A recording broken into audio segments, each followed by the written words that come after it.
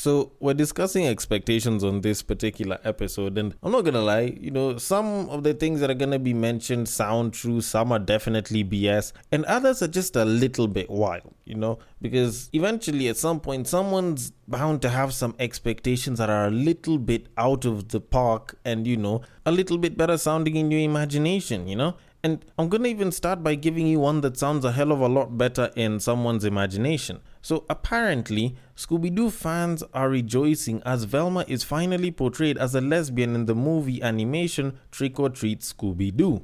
Now, I don't know, maybe it's just me as a fan, or maybe it's the friends that I have that are fans, but none of us has ever thought to ourselves, you know what, we'd actually like it and we'd actually want if Velma wasn't a straight woman. And more so than that, we never really thought that far. So I don't know which fans are rejoicing, because it's definitely not kids fans.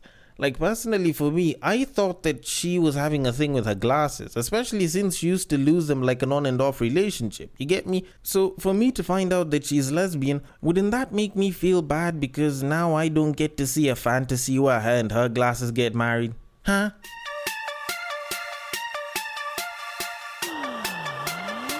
Get ready for the battle of the sexes.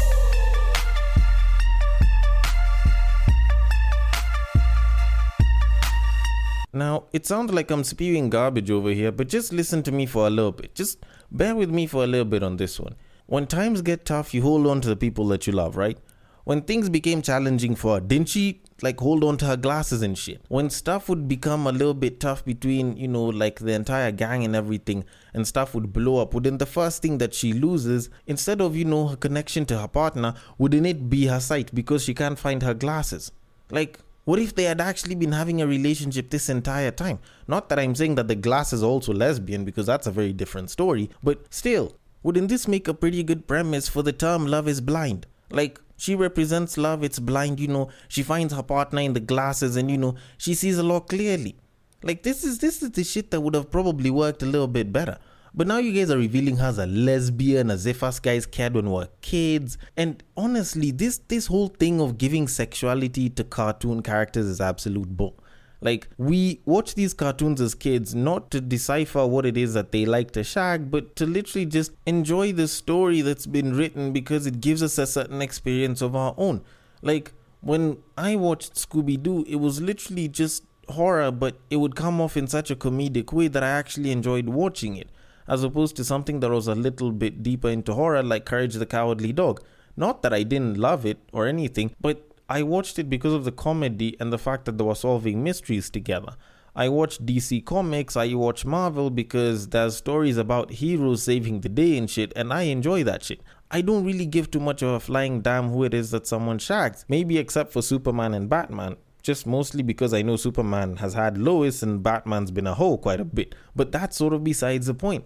But why do people like forcing this shit on kids? This is a kids show. And even though most of us are adults right now, it's not like we really care to know, or at least it's not like the majority of us care to know what it is that these people were shagging. Because they're cartoon characters, they don't even have genitalia. At least not as far as the drawings are concerned. So maybe, just maybe, if they actually focused on giving us good stories, not really caring about who it is that these animated characters are supposedly supposed to shag, then probably we'd be having way better content out here right now than the current pile of garbage that's been coming out lately. So if they focused on making good content, kind of like this podcast, then we'd probably know what good content is right from the beginning, kind of like with this podcast when I start by saying, welcome to Breaktime on West Side, your number one Breaktime podcast, coming to you from Nairobi, Kenya. The man on the mic is a man who is filled with a lot of sadness because Velma's glasses will no longer be able to stimulate her in the same exact way that makes her say jinkies. He's a man who likes his women the same exact way he likes his yogurt. It is none other than your tall, dark, and mildly handsome man, Sir Denver B. This show is Battle of the Sexes, our weekly love, sex, and relationships show where I get to talk about love, I get to talk about sex, and I get to talk about relationships and all the stuff around it. I make fun of a couple of things, some people get mad, but I usually like to come through with that conclusion. And if you do agree with it, if you don't agree with it, if you want to give feedback or if you want to suggest a new topic, then the place to do that is at Breaktime on Westside on Facebook and on IG. And on Twitter, you can slide into my personal DMs, which is at @bagakaded. And I would love to receive your feedback and, use it to make some content. Maybe give a couple of shoutouts here and there. And actually, speaking of shoutouts, a massive thank you, a massive shout out to each and every one of you that gives feedback, to each and every one of you that gives a nice rating and review of the podcast on whichever app you're on. It really warms my heart whenever you guys give that feedback, give that love, and say that you listen, because at the end of the day, I'm making this content for you, and if you enjoy it or if you don't enjoy it, it's something that I'd like to know so that I can help make for better episodes, So, but before we get into that, I want us to talk about Vera Sidika for a little bit. As in, people actually decided to believe her. Like, this is the wildest shit ever. Like, of all the things that you see celebrities in Kenya doing in the name of trying to push a project out, y'all actually believe that she lost her ass. Like, are some of y'all serious though? Or maybe it's just the fact that I'm an ass man, so I knew a fake ass when I saw it. So anyways, let me try and give a bit of context for those of you all that might not know. If you don't follow social media in Kenya, or if you're not Kenyan at all, let me just give you a bit of context. So Vera Sidika is this very huge Kenyan influencer that's been in the influencing game for the past, 10 years or some shit. She's mostly been known because of her ass, because she's had a humongous ass and it's attracted a lot of people and it's made her a lot of money because, she's ended up being with a couple of high players and shit. Not just in Kenya, but, around the world and shit. So she posts up a picture about a week ago talking about quote unquote the rebirth and how, for the sake of her life, she had to lose the ass. And the picture that she posted up showed that she had like a flat back. And she sort of promised that she was going to show how the entire process went on Friday. And the thing is, people actually bought that shit and they ate it up. They were busy talking about, inner beauty. After all this, finally you realize that what it is that you did was bad. And I literally looked at what everyone was saying. Like, kid you not, 1 or 2 people asked me why I wouldn't choose to talk about it on Tweet Street, of which I thought about it for a second and I was like, you know what, this is BS. Like, the moment I saw the picture, I was like, this is probably Photoshop. Because in all my years of staring at ass, as a man that calls myself an ass man, I claim that I'm asthmatic. Like, I looked at that picture and I knew that it was BS, because I know what a nice set of thighs are and the kind of booty that can be on a nice set of thighs, and I know what a fake ass looks like on thighs. Like, the moment I looked at the picture, I just knew that there was a ton of BS on it. But I think most Kenyans were kind of thinking that that was real. All of a sudden on Friday, when people are busy tuning in to find out how the entire thing went, at least those that actually gave a damn, they realized that she was dropping a music video, which, I'm not going to lie, wasn't particularly all garbage because, it had Range Rovers and shit. But beyond that, it was literally just lights, shaky cam, and absolute BS, at least for the 5 seconds that I looked at it. And beyond that, her music artistry wasn't bad. Like, if I was to say that it's bad, it would be a disservice to the term bad. Like, it's way worse than that. The beats are pretty dope, but, her artistry requires a little bit more help than a person on life support. But that's sort of besides the point. The reason why I actually decided to bring this up, not just to ridicule Kenyans and the fact that they can't decipher what a flat, real ass is the fact that Kenyan celebrities have this thing where they chase clout before they drop something big, and it's mostly a musician thing. And I've never really understood why they choose this route. Like, yes, Kenyans might pay more attention and shit, but it doesn't actually translate to having real fans. Because you find in a lot of cases, and this is something that you'll see quite often happening, a Kenyan musician will have been spotted, say, dating another Kenyan musician, or they'll have sparked up dating rumors because they'll be spotted together, holding hands, doing blah, blah, blah for like a week or two. Then boom, all of a sudden, they've dropped a music video and it's the both of them singing a love song of sorts or collabing on some project. Then you realize that it was actually a sham. These guys were just sparking up rumors just so that they can drop something. And personally speaking, I'm not saying that the quality of the music that these same artists release is about as good as Vera Sidika's. I'm saying that people just do this thing where they try to profit off of controversy and it doesn't really help as much. Like, yes, you can get a couple of numbers here and there, but do you really have true fans? And that's probably the question that we need to ask. Because a lot of the Kenyan musicians who've sort of, I'd say, gone international, that are doing pretty big, you find that they don't try such stunts, because you actually realize that at some point people kind of get so used to it that they kind of stop really giving too much of a damn. It's kind of like the Kardashians. People were really following whatever it is that they were doing. Then at some point people really stopped giving a damn. So not unless if it's something major or something really bad that's happened to them, most people don't really give too much of a damn about it, because the more you push controversial news, the more people get used to it, the more people stop giving a damn about it. So instead, why not tease it with like a trailer of a really well done music video? Wouldn't that be better though, right? But anyways, since I'm not in the industry, I wouldn't really know, but all in all, I just feel like these sleazy moves at this point, guys should be used to them. The moment you see that shit, you just know that there's a project that's about to be dropped. But anyways, I guess some Kenyans will always fall for such BS, so I'm gonna leave it at that and I will move it on to our main topic of today. So first of all, I want to give a big shout out to Josh. He's the one who actually helped inspire the making of this episode, because we were actually talking this past week, and while I was talking to him scrolling through IG, I noticed that quite a number of babes had been posting up about the whole Tia Mori and her husband going through a divorce and shit, and apparently they filed for divorce this past week, and babes were kind of heartbroken and everything. And as I was scrolling past that, busy just concluding bullshit, I also noticed that Nazanin Mandy, Miguel's wife, also filed for divorce this past week, and apparently Tom Brady and his wife have also filed for divorce. I think her name is Giselle Bunchen, if not Giselle Blunchen or something of that sort. And it actually did seem particularly interesting that, there were 3 celebrity couples that were going through a divorce. But the way people were busy talking about them on stories and talking about how, marriage doesn't seem like it's an option in this current day and time. Personally, I just felt like it was just meh. Like, it seemed very pointless. Personally, I don't really give too much of a flying damn about celebrity couples. Whether they will have a divorce, whether they will get married, that's not really my problem. It's only relevant to me if there's a sex tape made and if it's interesting. Because, Kris Jenner vibes and shit. But the way some of the babes, the way some people are just so invested, it kind of also reminded me of the whole Celtics coach who was Nia Long's fiance, who apparently cheated on her with like 2 women in the company and shit, and that story sort of blew up. And it brought forth this thing with people and expectations of celebrities and celebrity couples that I just find to be a little bit yucky.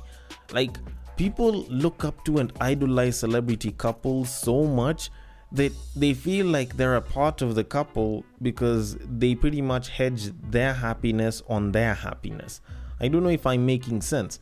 Like, you will listen to people talking about how, Ciara and Russell Wilson love each other so much, they're probably gonna be there together, they're a power couple, blah blah blah. They're just gushing about one couple, and you're like, why the fuck do you care? You're not a part of their relationship. But on careful observation, I noticed even though these celebrities are just human beings and they get to go through their issues and they get to separate, I realized and I noticed that a lot of people like to pin their expectations on those celebrities because they're part of what they idolize as what a good couple is supposed to be. What the expectations of a good relationship is supposed to be, which to a huge degree is particularly wrong because, human beings aren't supposed to be idols and, they have their own mistakes, they make their own choices and they can grow apart. But more so than that, a lot of people usually look at social media and what it is that couples are seen to do together, and they think that that's the actual reality that they would probably like to have. Of which I think to a certain degree, the people that idolize these couples also know, wishes, horses, so they kind of just dream about it. But at the same time, a lot of what they see might seem really good on paper, or at least it might seem really good from where they're seated right now. But when you look at where that particular individual is at in life and you actually sort of study it, you realize that it's actually not all that great.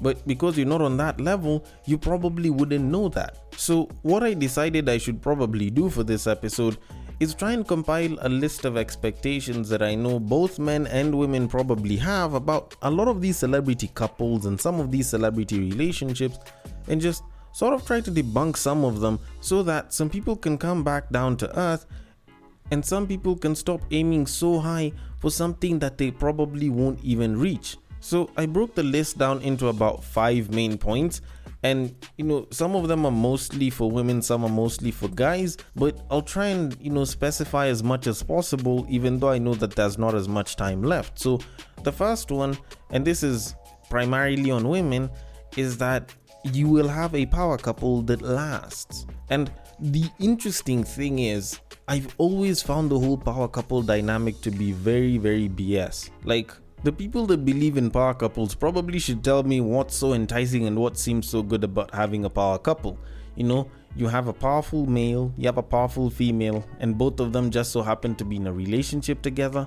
Like, for me, that sounds like two tigers on one mountain, and it feels like both of them will probably fight and one of them will have to be at the top while the other one is a little bit further down. And the thing is, we don't really get to see that. It's usually, two individuals that are supposedly powerful in like their own respective fronts and shit, and they still have time to be together and stay together, and they're completely faithful and they're always so in love. And honestly, that sounds like absolute BS to me. Like, I don't like using this example, but take for example Jay-Z and Beyonce. They seem like that is power couple that was so great, and that was the case up until I think it was 2017 when Lemonade came out, and I think 2016 when she went and she decided to play around with the lyrics when she was doing some private performance and shit. But all in all, people used to believe that they were a power couple, but now I guess people now are a little bit more welcoming of the fact that Jay-Z probably has like a couple of babes that he'll bang as escorts on the side, and they're kept properly under wraps. Another good example is the likes of Steph Curry and Ayesha Curry. They're also considered to be a basketball couple that has been married and they've withstood the test of time and they're always great together, blah blah blah. But it recently came out that apparently whenever one of them is out of town, then they can go and do whatever it is that they want with whomever, but they're always gonna be together and they're gonna love each other. Now, of course, Ayesha Curry came out and she was like, oh, stop disrespecting my marriage, blah, blah, blah. But if they had a secret arrangement like that, which a lot of celebrity couples have, then it's probably something that you as the public are not supposed to know, because you're supposed to idolize them as a power couple. Then after that, the other one is you, and by you I mean the man, will treat your woman like she deserves the world and everything in it.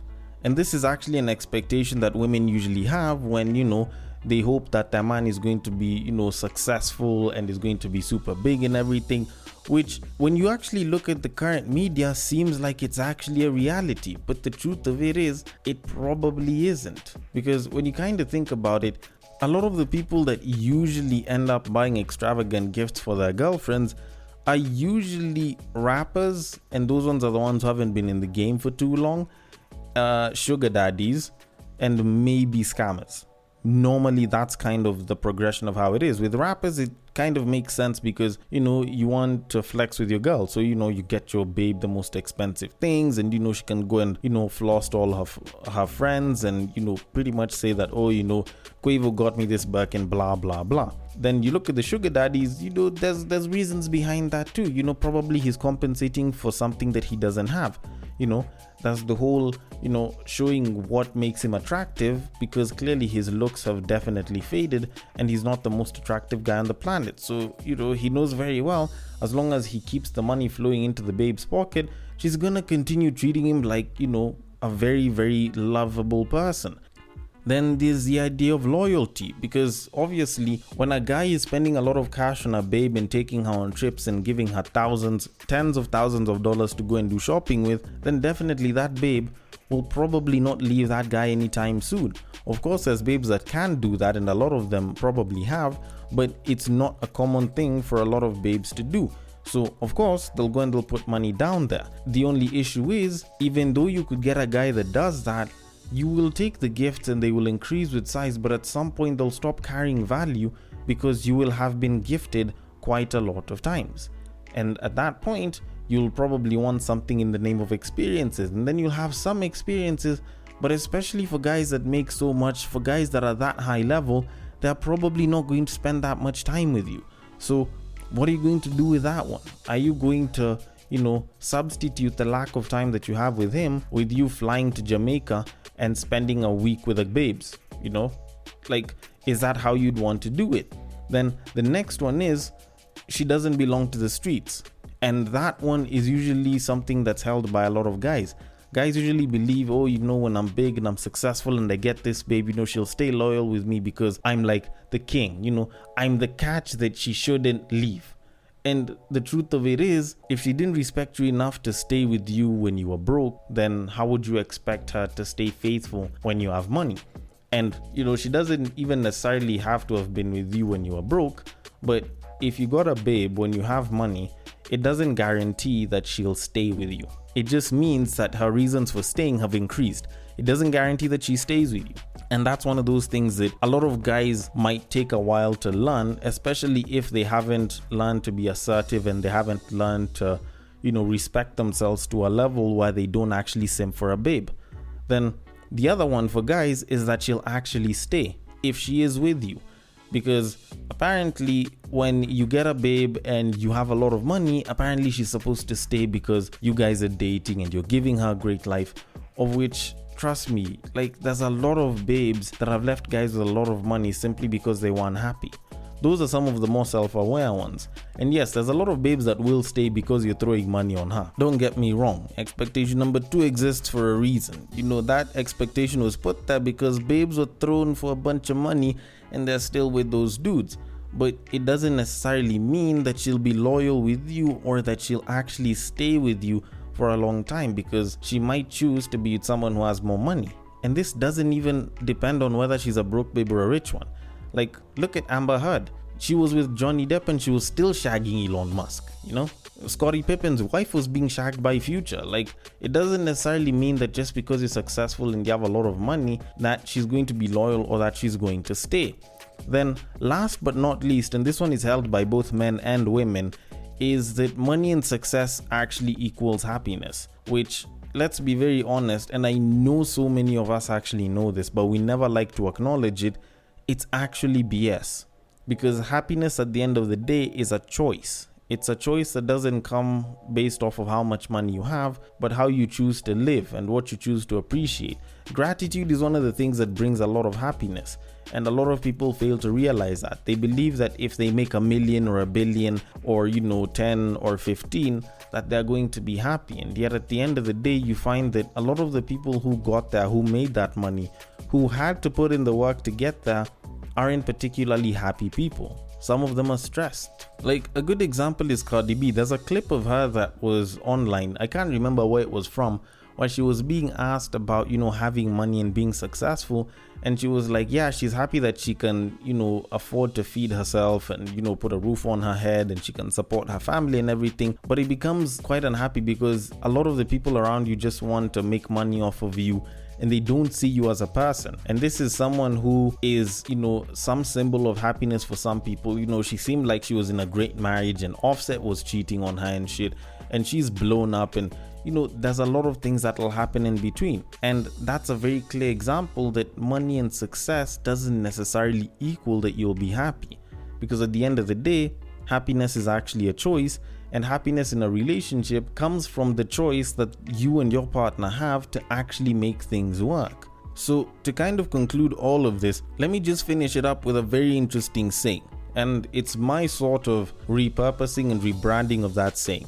So there's a saying that goes, comparison is the thief of joy. And I don't know why in my head it sounded like comparison is the devil to joy and blah blah. But how I look at it is, comparison is the thief of joy and expectation is the thief to real practical happiness. I honestly don't think I need to add more on that. But then again, I might be wrong about any or all of this shit. So I want your thoughts on this. The DMs are open on IG, on Facebook. It is at Breaktime on Westside, on Twitter. It is at Bagaka the D. Thank you so much for listening all the way till the end. And I will catch you guys on the next break.